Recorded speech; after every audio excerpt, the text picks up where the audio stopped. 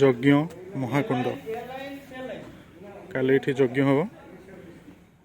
ତ ନୂଆ ଜଗନ୍ନାଥ ମନ୍ଦିର ଆମ ଗାଁରେ ପ୍ରାଣ ପ୍ରତିଷ୍ଠା ପ୍ରୋଗ୍ରାମ ଆସନ୍ତାକାଲି।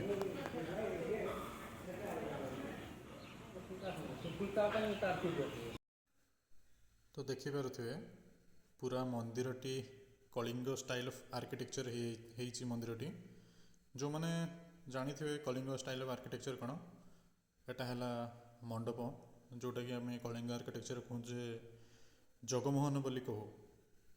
ଏଇ ସାମ୍ନା ପଟଟା ମାନେ ମନ୍ଦିରର ସାମ୍ନା ପର୍ସନଟା ହେଲା ଜଗମୋହନ, ଯେଉଁଠି ଠାକୁର ବସିବେ।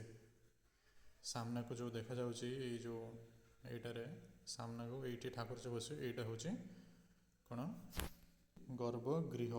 ଏଇଠି ଠାକୁର ବିରାଜମାନ ହେବେ। ଆସନ୍ତାକାଲି ଯଜ୍ଞ ପାଇଁ ମନ୍ଦିର ପ୍ରାଣ ପ୍ରତିଷ୍ଠା ପାଇଁ ଏଇଠି ସାଜସଜ୍ଜା ସବୁ ହେଇଛି। ଏଇଠି ସବୁ ଦେଖିପାରୁଥିବେ ସାଜସଜ୍ଜା ହେଇଛି। ଏଇ ଯେଉଁ ଦେଖୁଛନ୍ତି ଏଇ ଯେଉଁ ମନ୍ଦିରର କାନ୍ଥରେ ବିଷ୍ଣୁଙ୍କ ଅବତାର ସବୁ ଅଛନ୍ତି। ଅବତାର ମାନଙ୍କର ଡିଜାଇନ୍ କରାଯାଇଛି। ଲାଇଟିଂ ବି ଟିକେ କରାଯାଇଛି, ଦେଖିପାରୁଥିବେ ଏଠି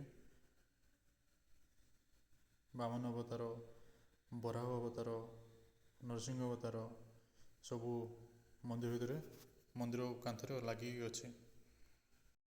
3 ରୁ 7 ଫେବୃଆରୀ ଆମର ଏଠି ପ୍ରୋଗ୍ରାମ। ତ ସମସ୍ତେ ଆସନ୍ତୁ, ଯୋଗଦାନ ଦିଅନ୍ତୁ ଆଉ ଖୁସି ଉଲ୍ଲାସରେ ଦିନଟି କାଟନ୍ତୁ।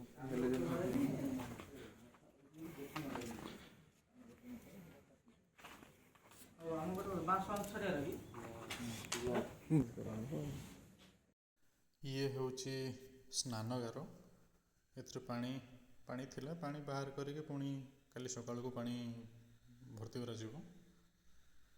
ତ ଏଇଠି ସବୁ କାମ କିଛି ଇନକମ୍ପ୍ଲିଟ୍ ହେଇକି ଅଛି, କମ୍ପ୍ଲିଟ୍ ଧୀରେ ଧୀରେ କଲେ ହେବ ଆଉ।